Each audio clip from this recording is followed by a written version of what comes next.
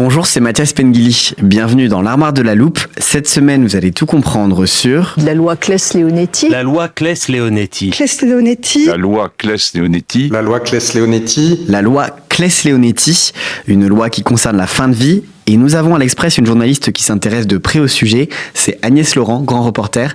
Bonjour Agnès. Bonjour Mathias. Cette loi Claes-Leonetti, de quand elle date ? Alors, elle date de 2016, mais pour bien la comprendre, il faut remonter au début des années 2000. Parce que c'est à ce moment-là que naît vraiment la loi sur la fin de vie. Parce qu'il y a une histoire à ce moment-là autour d'un jeune homme qui s'appelle Vincent Humbert, qui a eu un accident de voiture et qui est devenu tétraplégique, muet et aveugle. Et il souhaite qu'on l'aide à mourir. Il a même écrit une lettre à Jacques Chirac, qui est alors président de la République, pour demander qu'on l'aide. Et le cas va faire beaucoup de bruit, car c'est sa mère qui va l'aider à mourir. Et l'affaire révèle tous les manques autour de la fin de vie dans la législation française. Du coup, le gouvernement décide de travailler à un texte. C'est une première loi qui s'appelle la loi Leonetti, qui est adoptée en 2005 et qui encadre pour la première fois les conditions de la fin de vie. Et elle interdit notamment l'acharnement thérapeutique. Et elle évoque aussi pour la première fois la notion de directive anticipée. Et en quoi ça consiste, les directives anticipées ? C'est un document écrit, daté et signé, par lequel une personne rédige ses volontés quant à ses souhaits pour sa fin de vie. Dans la loi de 2005, le problème, c'est que ces directives ne sont pas contraignantes, ce qui veut dire que les médecins ne sont pas obligés de les appliquer, notamment si une partie de la famille s'y oppose. Et donc c'est justement avec ce sujet précis qu'on arrive à la loi Claes-Leonetti de 2016. La loi Claes-Leonetti de 2016 qui, si je ne me trompe pas, arrive après une autre affaire, celle de Vincent Lambert. Exactement. Je rappelle de quoi il s'agit. Vincent Lambert, c'est un homme qui a eu également un accident de voiture et qui s'est retrouvé dans un état végétatif. Et sa famille s'est déchirée autour de la fin de vie alors qu'il y avait des directives anticipées. Et donc la loi de 2016 va venir corriger certains manques qui apparaissent au moment de cette affaire. Alors notamment, les directives anticipées vont désormais s'imposer aux médecins. Ils n'auront plus le choix, ils seront obligés de les suivre. Le texte instaure aussi une sédation profonde et continue pour les malades atteints de pathologies graves et incurables, mais ça ne s'applique qu'aux personnes avec des pronostics de vie à brève échéance. Et c'est bien là que, à nouveau, il va se poser une difficulté. Agnès, je crois qu'avant de poursuivre, on a besoin d'un point de vocabulaire. Quelles sont les différences entre sédation profonde, suicide assisté et euthanasie ? Alors la sédation profonde, c'est qu'on endort la personne, on sait qu'elle est en fin de vie, on endort la personne, on arrête de l'alimenter et de l'hydrater.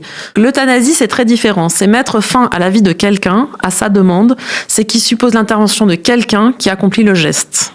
Le suicide assisté, c'est la personne qui s'administre elle-même le produit létal, elle accomplit le geste, mais le produit lui a été donné par un tiers désigné, par exemple un membre d'une association. Donc aujourd'hui, c'est cette loi Claes-Leonetti qu'Emmanuel Macron veut modifier. Oui, il en parle depuis 2017, il a longtemps hésité, longtemps tergiversé.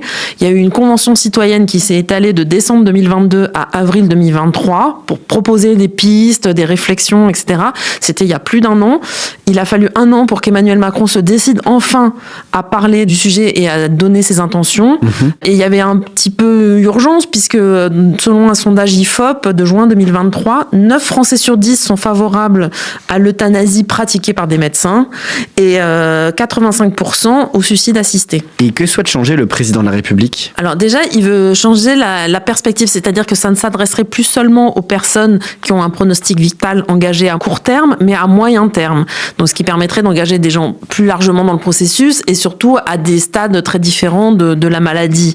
La personne peut demander à être aidée à mourir, donc il y a à la fois la possibilité du suicide assisté et de l'euthanasie, mais il y a des conditions, et notamment il faut un discernement plein et entier. Le problème, c'est que cette loi ne satisfait pas tout le monde, car elle pose encore beaucoup de questions, notamment les mineurs en sont exclus, alors que certains souhaiteraient que les mineurs puissent en bénéficier. Ça ne concerne pas non plus les gens atteints de maladies comme Alzheimer ou comme la maladie de Charcot. Se posent également des questions, qu'est-ce qu'on entend par moyen terme ? Est-ce que c'est 3 mois, 6 mois, 12 mois ? Qui l'applique et dans quel contexte ? Dernière question Agnès, j'imagine qu'Emmanuel Macron regarde aussi ce qui se fait ailleurs. Quels exemples on a à l'étranger ? On en a 3 principaux. Le premier, c'est aux États-Unis, avec l'Oregon, qui est un État américain, donc, où le suicide assisté existe depuis plus de 20 ans. Les médecins sont autorisés à prescrire une substance létale aux adultes qui sont en possession de leur capacité mentale, qui n'ont plus que 6 mois à vivre, selon l'avis de 2 praticiens, et capables d'ingérer eux-mêmes le produit. Donc ça exclut les maladies neurodégénératives comme la maladie de Charcot notamment. Ensuite, il y a la Belgique où là, c'est l'euthanasie qui est dépénalisée depuis 2002 et désormais, il y a une acception très large de cette notion puisque c'est les maladies incurables, mais ça peut être aussi des souffrances inapaisables, notamment psychologiques. Et il faut un double avis médical et c'est le médecin qui procède à l'injection du produit létal, d'où l'euthanasie. Et enfin, il y a la Suisse où c'est le suicide assisté qui est autorisé depuis 1942. Et là, ce sont des associations qui se chargent de l'accompagnement.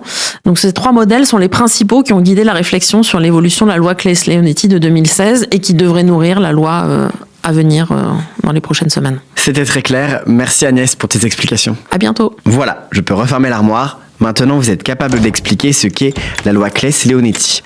Et si vous souhaitez en savoir plus, on vous a préparé une liste d'épisodes de La Loupe et d'articles de l'Express qui traitent du sujet. Les liens sont à retrouver dans la description de ce podcast. Bon week-end, profitez-en pour rattraper les épisodes que vous auriez manqués. Je vous dis à lundi pour passer un nouveau sujet à La Loupe.